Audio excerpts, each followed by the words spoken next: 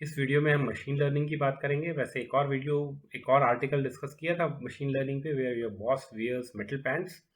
आप उसको I hope देख चुके हैं, उस पर डिस्कशन हो चुका है। एक और आर्टिकल है, is murder by machine learning the new death by power point. Interesting article है, डिस्कस किया है क्लास में, और इसको मैं और समराइज कर दूंगा इफ टाइम अलाउज। पर अभी फोकस करेंगे मशीन लर्निंग क्या है, किन तीन तरह की मशीन लर्निंग होती है, ओवर फिटिंग क्या है मशीन लर्निंग में, क्रॉस वैलिडेशन क्या है, और रेगुलराइजेशन। अगर वीडियो ज़्यादा लंबी हुई तो इसको दो पार्ट में हम डिस्कस करेंगे, अदरवाइज जस्ट अ मिनट। ये यस, तो क्या है machine learning? Machine learning basically, अभी तक हम आर्टिफिशियल इंटेलिजेंस की बात कर चुके हैं, काफ़ी अच्छी डिटेल में डिस्कस किया है। उसी का सब फील्ड है जो यूज़ करता है स्टैटिस्टिकल एल्गोरिथम और मैथमेटिकल मॉडल्स। आर्टिफिशियल इंटेलिजेंस का एक सब फील्ड है जो यूज़ करता है स्टैटिस्टिकल एल्गोरिथम और मैथमेटिकल मॉडल। किस लिए? ताकि एनेबल कर पाए कंप्यूटर्स को क्या करने के लिए? To learn from data without explicitly being told, right, without explicitly being program. बिना एक अलग से प्रोग्रामिंग किए, बिना उनको अपने आप कंप्यूटर्स अपने आप लर्न करना शुरू कर दें।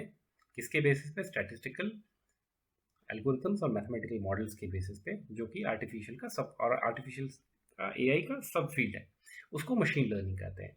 It allows machines to improve their performance on a specific task by learning from patterns and trends in data। Data के अंदर जो भी पैटर्न्स और ट्रेंड्स वो आइडेंटिफाई करता है, जैसे जैसे एमर्ज होते हैं, उनके बेसिस पे कोई स्पेसिफिक टास्क से रिलेटेड अपने परफॉर्मेंस, मशीन्स के परफॉर्मेंस को इम्प्रूव करने के लिए अलाउ करवाता है machine learning. It involves training computer systems to learn from data and make predictions और decisions without explicitly being told और विदाउट एक्सप्लिसिटली बीइंग प्रोग्राम।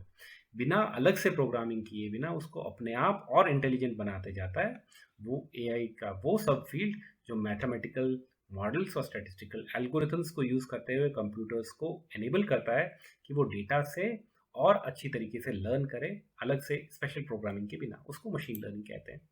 और इसकी तीन टाइप है, सुपरवाइज्ड, अनसुपरवाइज्ड और रीइंफोर्समेंट। डिटेल में देखते हैं, पर एक ओवरव्यू में पता चलता है। सुपरवाइज में लेबल डेटा है जहाँ पे आउटपुट नोन है, और अनसुपरवाइज में अनलेबल्ड डेटा है जहाँ पे आउटपुट अननोन है। चलिए डिटेल में समझते हैं क्या है तीनों। Supervised, unsupervised and reinforcement is a type of machine learning where algorithm learns from where algorithms learns। अब तीनों में algorithms learn कर रही हैं। फर्क सिर्फ इतना है, यहाँ पे लर्न्स फ्रॉम लेबल्ड डेटा, यहाँ पे लर्न्स फ्रॉम अनलेबल्ड डेटा, और यहाँ पे learns by interacting with the environment. यहाँ पे लेबल डेटा मतलब data that is already tagged with correct answer, सही आंसर से टैग्ड है वो। यहाँ पे data is not tagged with correct answer. यहाँ पे learns by interacting with environment and receiving feedback in the form of rewards and punishment. अब इनका अच्छा एग्जाम्पल के साथ समझते हैं ताकि चीजें और क्रिस्टल हो जाए। सुपरवाइज्ड लर्निंग के अंदर, for example, supervised machine learning के अंदर image classification, spam detection, sentiment analysis, regression analysis, fraud detection, ये 5 एग्जांपल आते हैं। जैसे कि अगेन इसमें सभी जगह पे algorithm is trained, algorithm is trained, algorithm is trained, algorithm is trained. See, तो एल्गोरिथम को ट्रेन किया गया है कि रिकग्नाइज करे और क्लासिफाई करे इमेजेस को, जी, based on labelled example of different classes. जैसे कि एल्गोरिथम जो भी डेटा है उसके अंदर से आइडेंटिफाई करे कि ये कोई ह्यूमन फेस है, या ये कोई कार है, या ये कोई रोड के साइड का एनवायरनमेंट है। जिसको भी उसको लर्न कराया, ग्रेजुअली वो समझता जाएगा, क्योंकि बैक ऑफ एवरीथिंग उसके लिए तो डेटा वो 01 बुलियन जेब्रा का काफ़ी, वो डेटा अलग ही स्ट्रक्चर का है, हमें नहीं समझ में आता, वो मशीन को ही समझ में आता है, राइट। और उसको मशीन को समझाने के लिए हम उसकी प्रोग्रामिंग करते हैं, और फिर हमें हमारे आउटपुट में जो जो भी फॉर्म होता है उसमें हमारे सामने आता है। तो ये चीज़ एल्गोरिथम को समझाना, algorithm is train to recognise and classify images based on labelled examples of different classes. Spam detection, again ये एल्गोरिथम को ट्रेन किया गया है ताकि क्लासिफाई करें ईमेल्स को कि ये स्पैम है और ये स्पैम नहीं है। सेंटिमेंट एनालिसिस, सेंटिमेंट एल्गोरिथम को ट्रेन किया है कि टेक्स्ट को समझे कि पॉजिटिव, नेगेटिव या न्यूट्रल। जैसे फॉर एग्जांपल हम ईमेल्स में देखते हैं स्पैम ईमेल कैसे वो अपने आप समझता है, या सेंटिमेंट एनालिसिस ईमेल में देखते हैं कि आप language is formal, language is like encouraging, motivating, right. सब हम तो वर्ड्स यूज कर रहे हैं, उन वर्ड्स के पीछे उन वर्ड्स का मीनिंग और कॉन्टेक्चुअल मीनिंग, उस चीज़ को समझना, और उसकी वॉल्यूम कितनी भी हो, एक दिन का न्यूज़पेपर हो या 1000 फैक्ट्स हो, खूब सारी बुक्स हो, वो हमें आउटपुट जिस फॉर्म में हम समझना चाह रहे हैं हमें समझ में आएगा, वो देगा। पर पीछे वो मल्टीपल बुक्स को या जो भी डेटा, जितना भी ह्यूमंगस डेटा होगा, उसके अंदर से उसको एनालाइज करके उसके अंदर से इमोशंस निकाल के हमें बताएगा कि इसका मेन थीम, इसकी इस पर्टिकुलर टॉपिक पे क्या इमोशंस हैं। अब वो हमें सेंटिमेंट एनालिसिस वो हेल्प करता है कि अंदर के सेंटिमेंट्स हमें रिप्रेजेंट करें। Algorithm is train to classify text as positive, negative और neutral based on labelled example of text known as sentiment.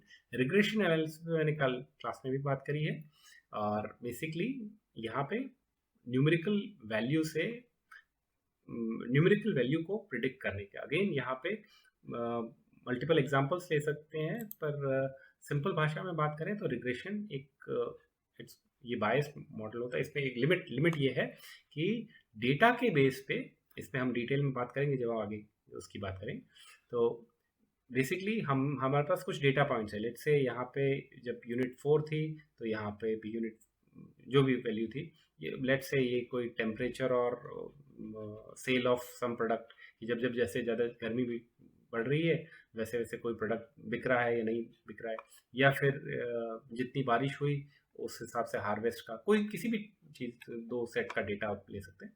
उस डेटा के डेटा पॉइंट्स की जो वैल्यू है उसके बेसिस पे ये रिग्रेशन लाइन प्रिडिक्ट कर रही है कि इतने परसेंट प्रोबेबिलिटी के साथ में, जैसे यहाँ पे काफ़ी स्कैटर्ड है, यहाँ पे सब कुछ लगभग लाइन के पास है, तो इतने परसेंट प्रोबेबिलिटी के साथ में अगर हम यहाँ पे प्रिडिक्ट कर सकते हैं कि जब ये वैल्यू यहाँ पे होगी, एक्स की वैल्यू यहाँ पे 16 या 18 होगी, तब ये चीज़ ऐसे होगी। लेकिन इसमें एक बहुत इम्पॉर्टेंट लिमिटेशन है। जैसे किसी इंसान की एज 4 साल से लेके 12 साल तक उसकी हाइट बढ़ती रहती है, राइट। उसकी ईटिंग कैपेसिटी, वो शुरू में 4 रोटी खाता है, फिर 40, 15, 18, कितनी भी वो दिन में रोटी कंज्यूम करता है। तो इसका मतलब ये नहीं कि जैसे जैसे उसकी एज और बढ़ती जाएगी उसके ये चीज़ इसी दिशा में बढ़ेगा। ये एक बायस है इसके अंदर inbuilt.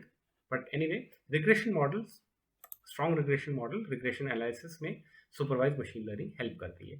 Fraud detection, again one classic example कि फ्रॉड डिटेक्शन में भी सुपरवाइज मशीन लर्निंग, कि इस दिशा से हम उसको मशीन को ट्रेन कर दें, फिर वो अपने आप वो एक्टिविटी आइडेंटिफाई कर ले। अनसुपरवाइज में अनलेबल्ड डेटा है, इसके एग्जांपल्स है क्लस्टरिंग।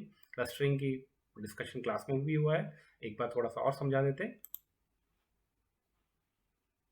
कि यहाँ पे बेसिकली ये सी आप पॉलिसी और ये अलग अलग डायमेंशंस पे कुछ एनालिसिस किया है, एक उसकी वर्ड सिमिलैरिटी की बेसिस पे वो क्लस्टर का एनालिसिस है। और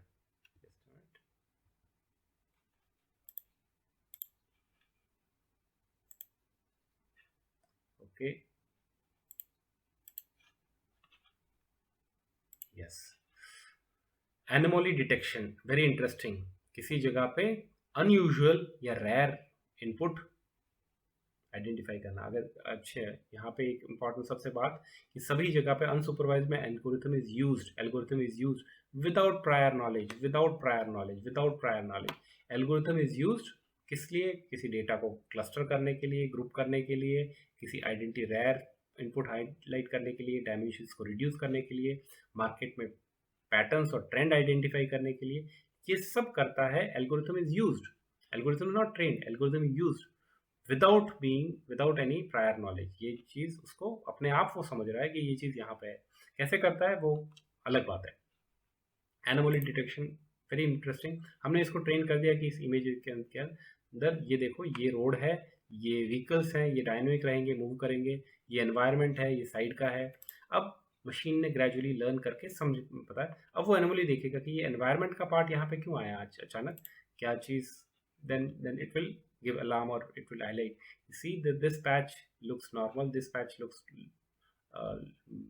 like इतनी प्रोबेबिलिटी के साथ नहीं, लगभग नॉर्मल ही दिख रहा है, लेकिन इस 3 जगह पे थोड़ी एनोमली है, राइट।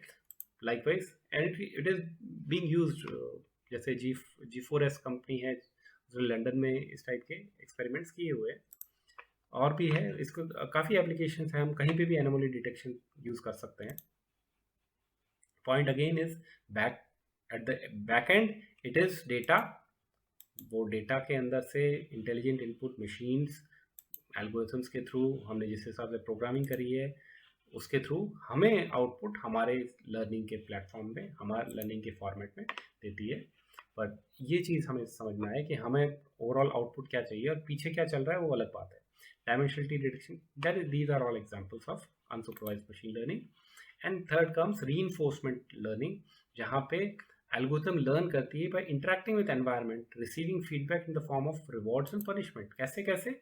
जैसे गेम प्लेइंग में, चेस या गो का प्ले, वहाँ पे रिवॉर्ड एंड पनिशमेंट, ये राइट, क्या चीज़ सही है, क्या चीज़ इंटेलिजेंट है, वो ग्रेजुअली और इंटेलिजेंट होता जाता है। रोबोटिक्स में किसी चीज़ को पकड़ना है, किसी को नेविगेट करना, किसी को लेके जाना, उन सारी चीज़ों में अगेन यहाँ पे important agent is trend, agent is trend, agent is trend. Video pause करके इसके नोट्स भी बना सकते हैं आप।